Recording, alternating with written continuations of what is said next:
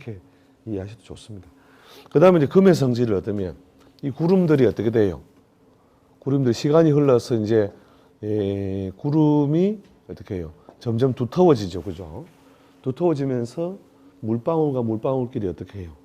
서로 이렇게 자꾸 이제 결합을 하죠, 그죠? 이렇게 해서 덩어리지고 막 뭉치려고 하는 어떤 운동이 이루어지는 것이 금운동.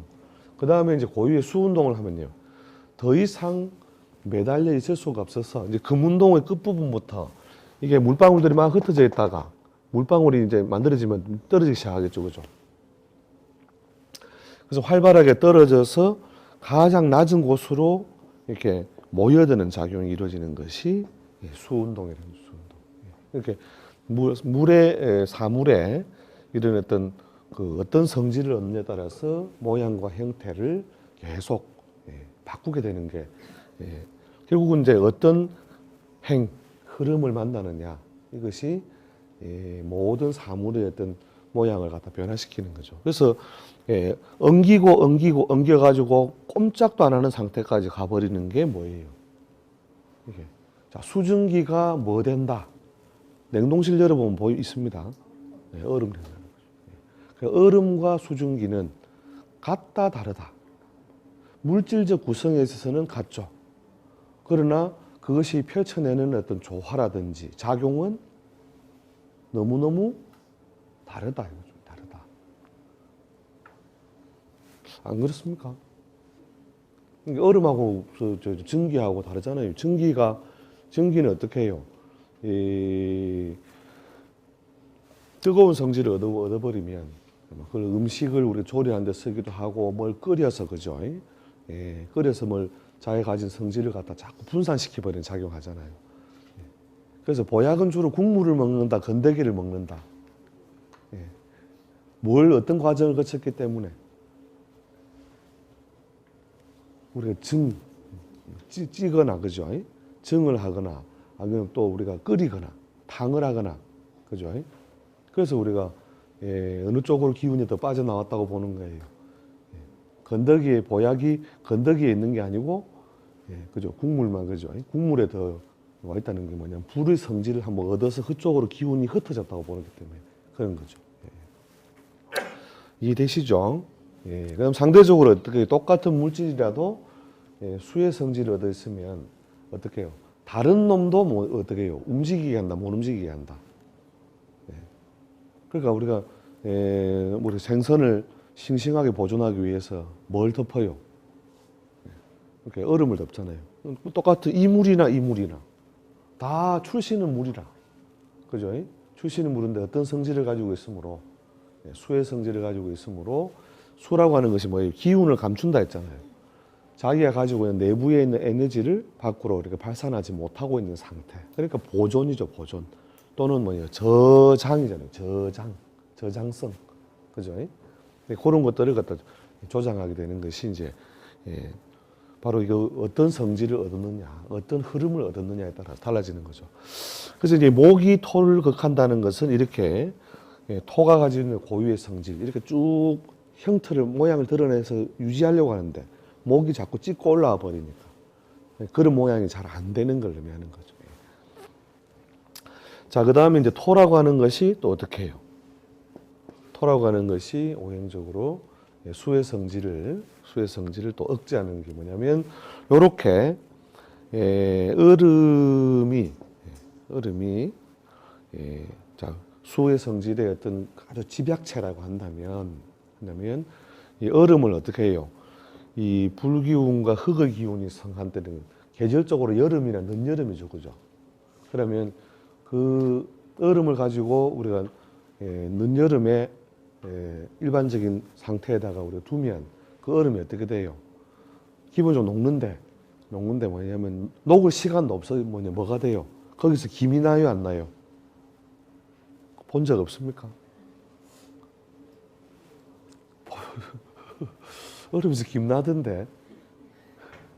얼음에서 뭐냐면 녹아가지고 뭐냐면은 일반적인 수준으로 뭐냐면 녹았다가 바람에 서서히 이렇게 증발되는 과정 필요 없이 바로 얼음에서 그냥, 그죠? 김이 나는 형태로 쑥 날아가 버리잖아요. 자, 이렇게 수의 성질이 이렇게 크게 훼손되거나 해체되는 게 뭐냐면 토의 성질이 강할 때. 그래서 토의 성질이 어떤 수의 성질을 크게 억제하는. 요거 내부에 있는 여기 별표 모양이 됐죠, 그죠? 요 별 모양이 된 요거를 어떤 관계 우리가 서로 이제 상극관계. 상극관계.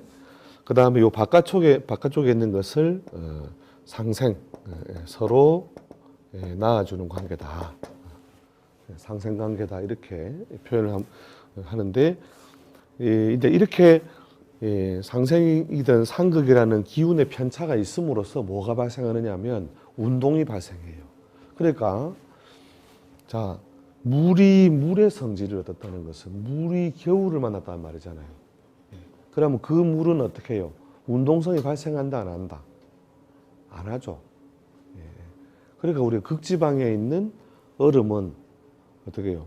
100년이 가도 어떻게 해요? 그대로 멈춰 있잖아요.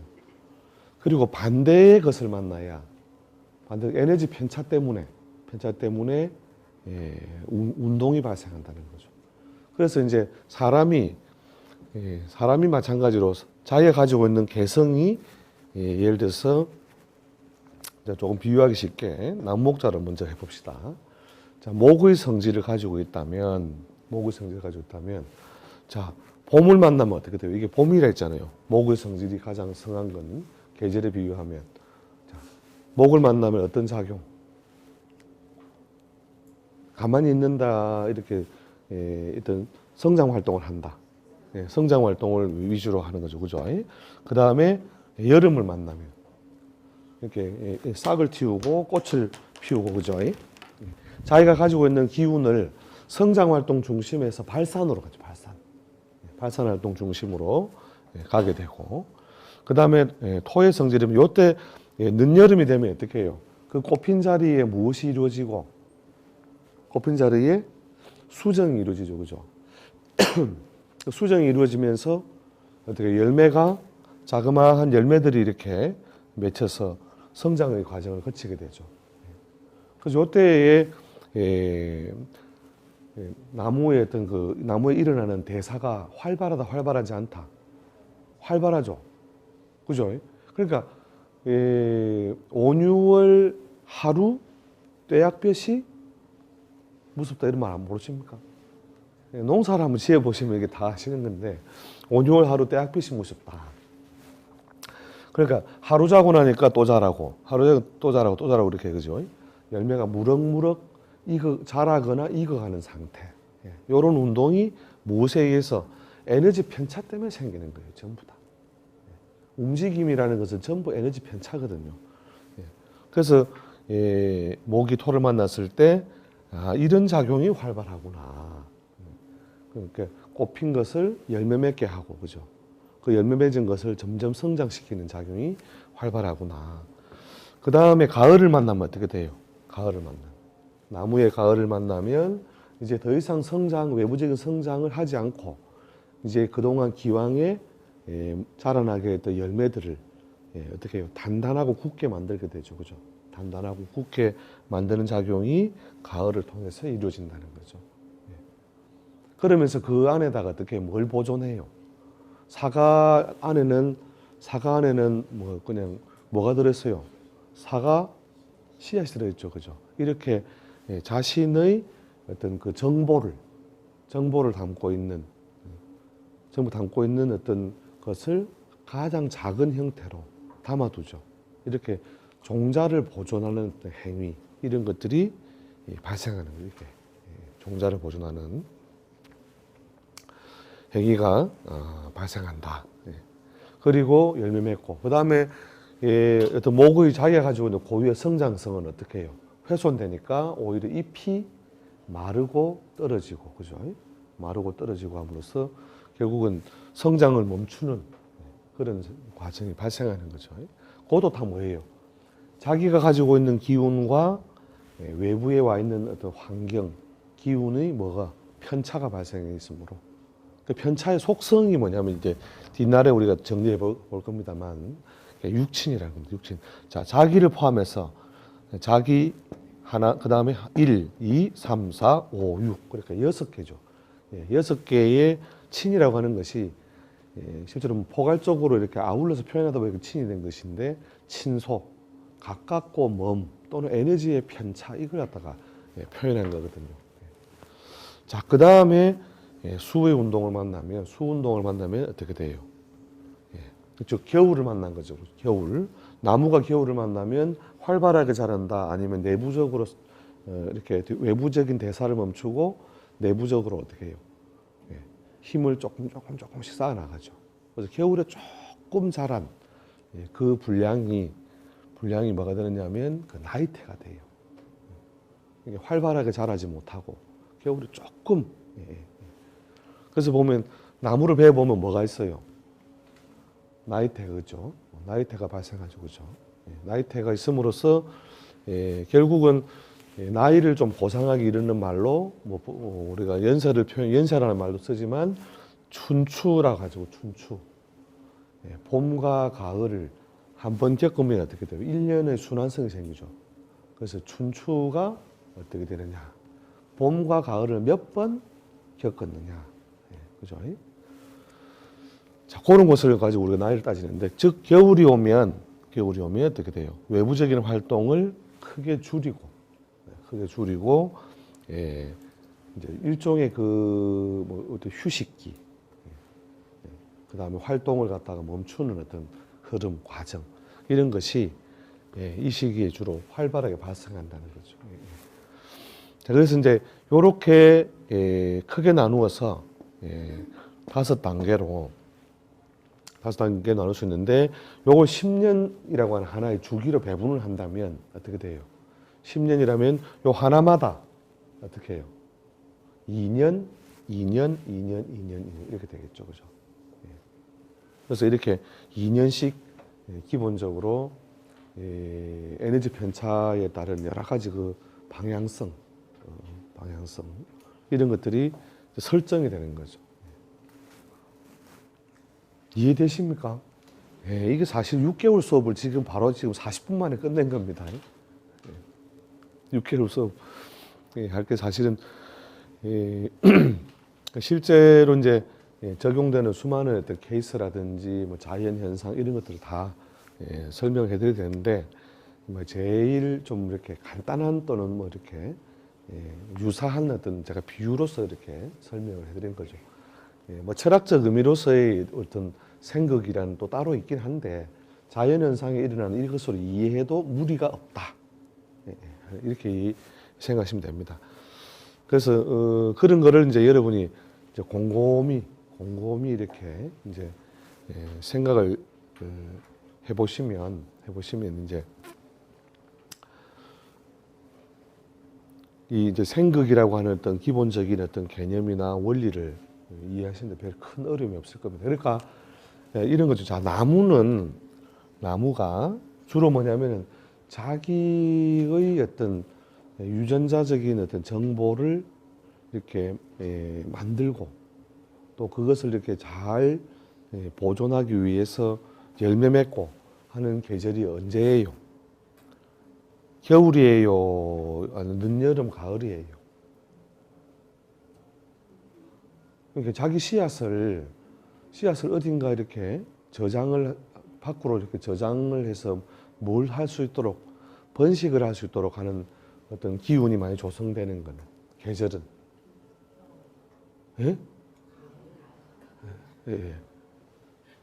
그러니까 이제 자기 그걸 만든다는 거죠. 그걸 만드는 행위.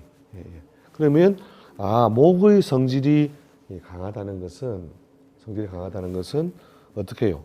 이런 토나 금의 성질을 만나야 어떤 자기의 종자를 보존하려는 행위가 잘 발생하겠구나. 그러면 사람으로 비유하면 어떻게 돼요?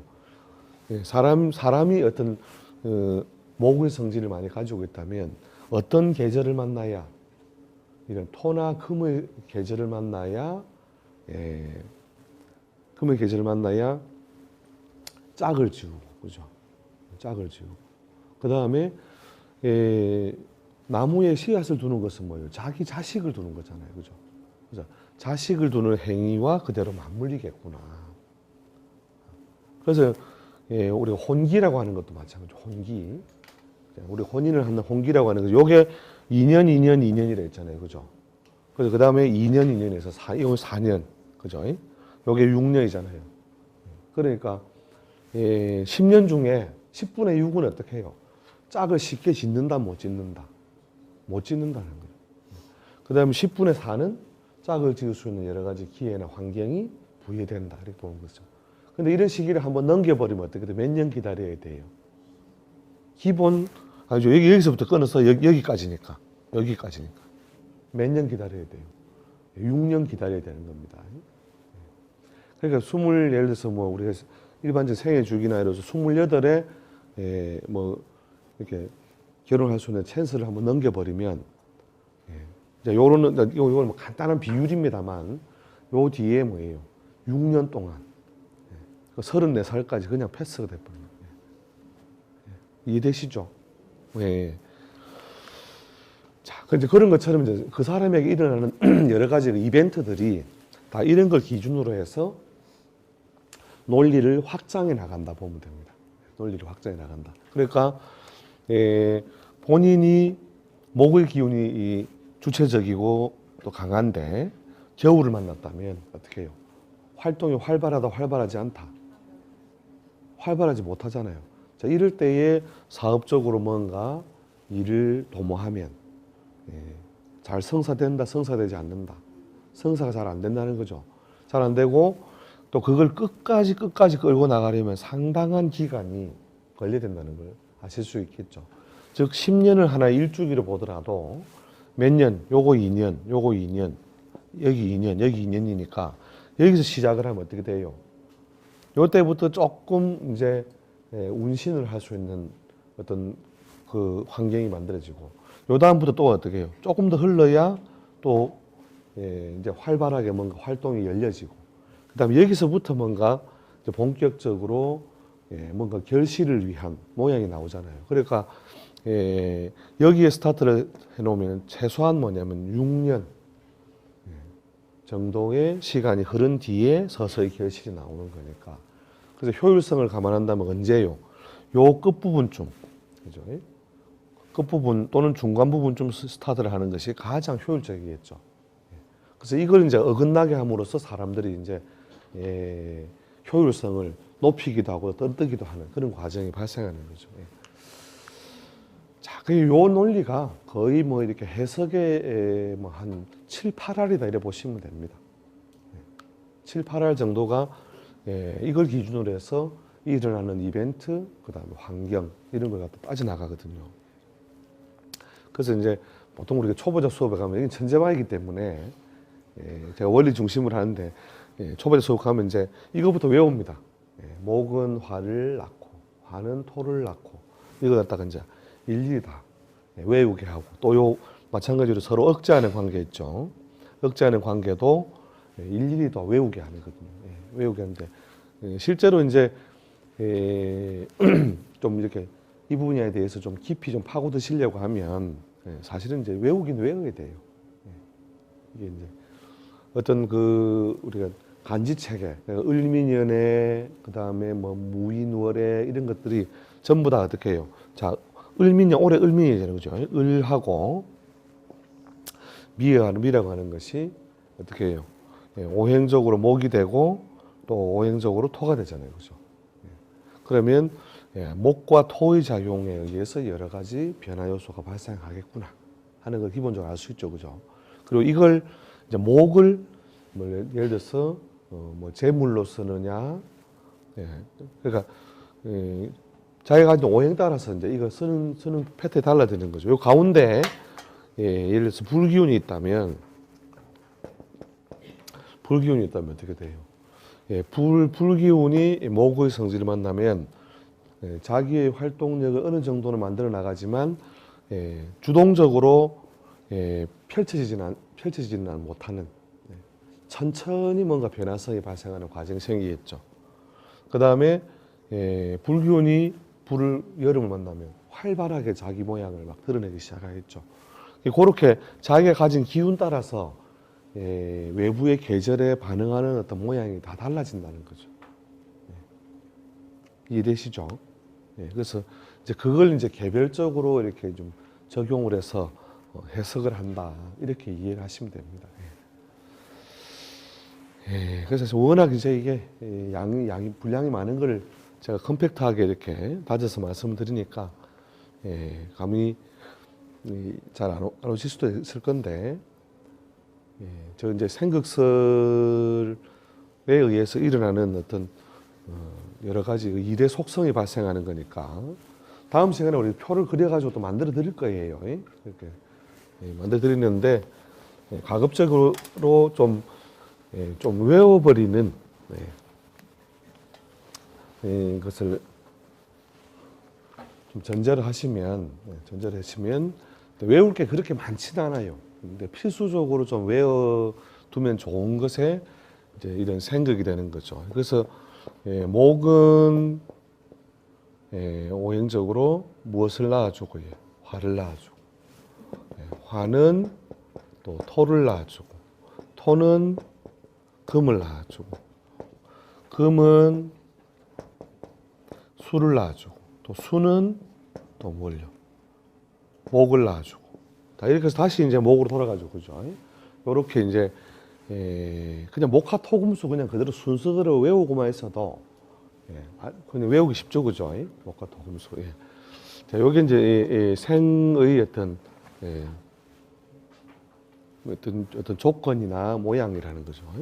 그 다음에 극이라고 하는 것은 목부터 시작했으니까 이제 목으로 합시다. 목은 뭘 극하고, 극한다. 토를 극하고. 자, 토가 왔으니까 토를 이었어요. 그냥 토는 뭘 극했죠. 이게 화살표만 보면 된다 했죠, 그죠? 요 두 칸 건너서, 그죠? 다음 칸 두 칸 건너서 토는 뭘 극하고, 수를 극하고. 그 다음에 수는, 자, 여기는 또 두 칸 건너가면 되죠, 그죠? 수는 화를 극하고, 화는 금을 극하고, 그죠? 두 칸 뒤, 그죠?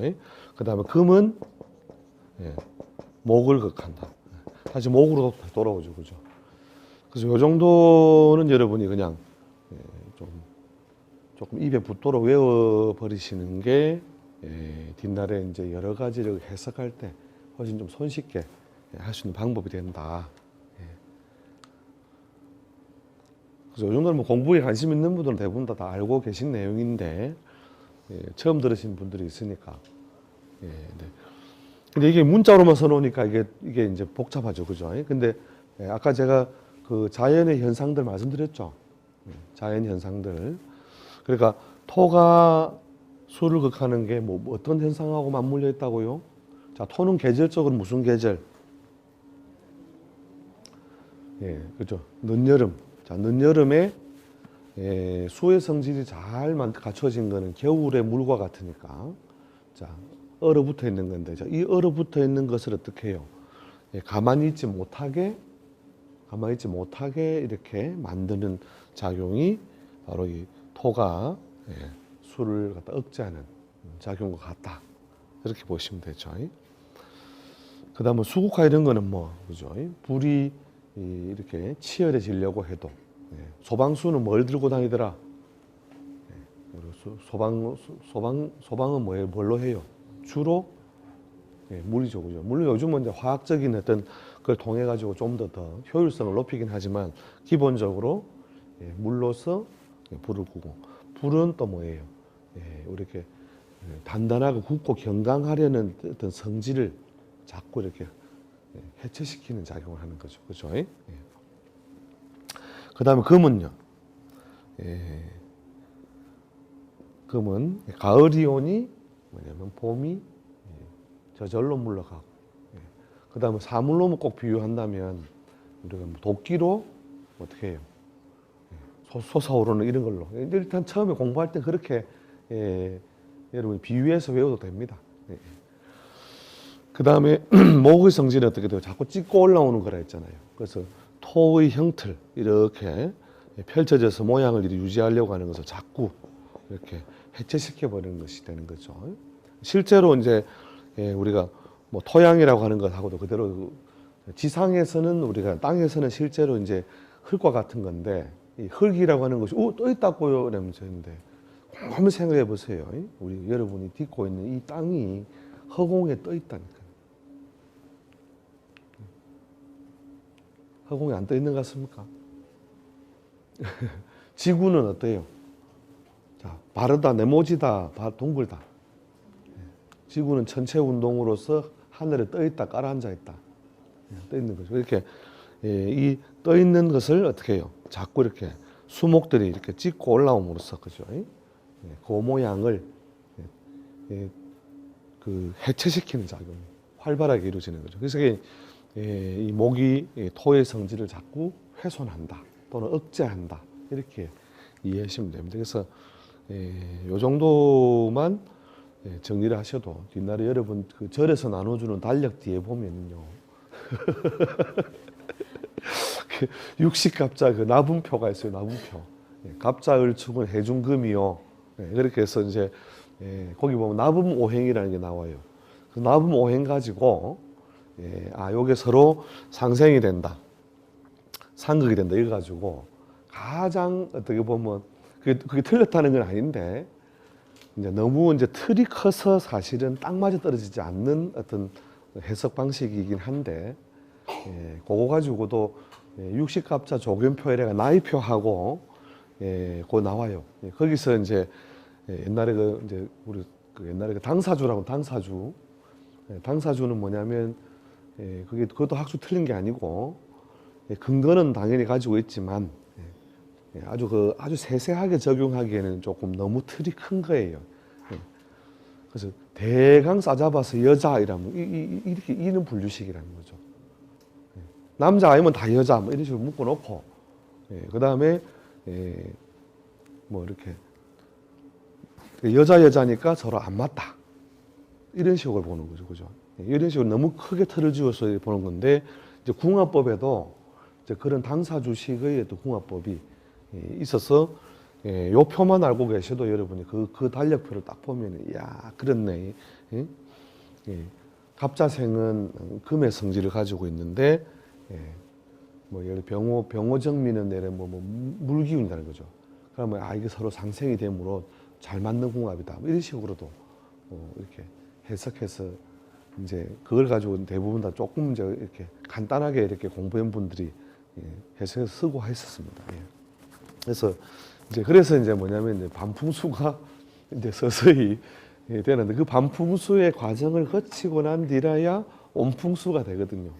그래서 자꾸 그런 게 관련된 데 있으면 여러분이 관심을 가지고 이렇게 이제 보시면 이제 그것도 다 하나의 어떤 그 학습을 위한 과정이 됩니다.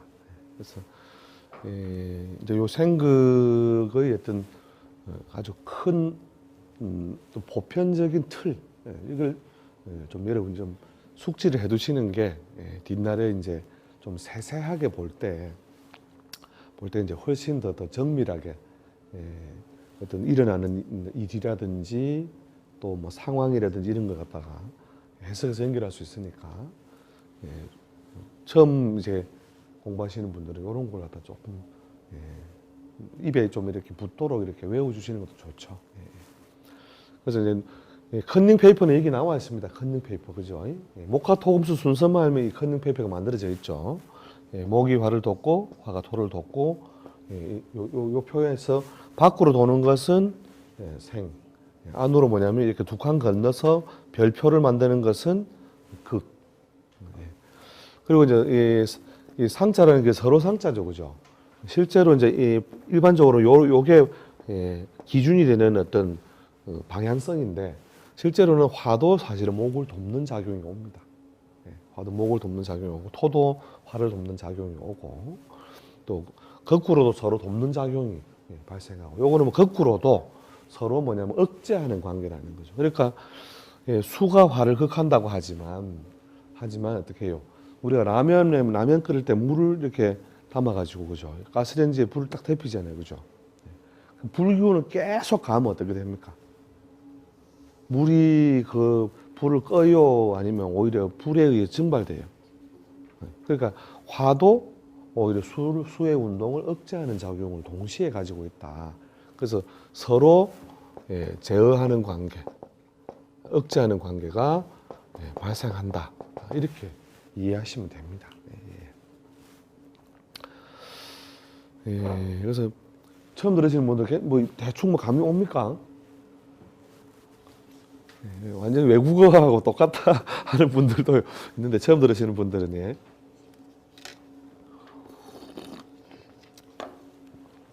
그래서 그 오행이라는 개념 자체가 사실은 처음에 안 잡혀 있기 때문에 뭔 소리여 이러면서 내가 아는 거는 달력에 월, 화, 수, 목, 금, 토일밖에 없는데 이렇게 들 수밖에 없는 한계성이 있는 건데요. 표를 자세히 이렇게 보시면 목이 봄의 성질을 말하는구나, 화가 여름의 성질을 말하는구나.